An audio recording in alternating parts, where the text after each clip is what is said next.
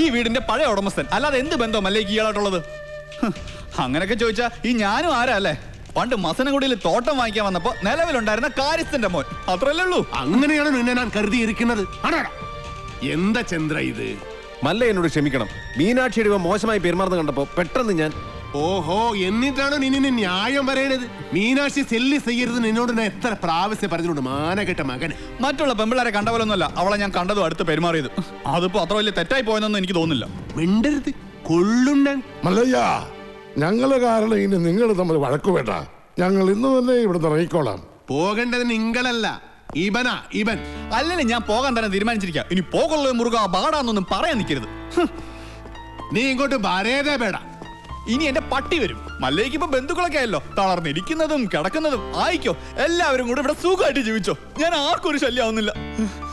ആശാനെ, ഈ wheel chair വാങ്ങിച്ചു തന്നെ നന്നെങ്കിലും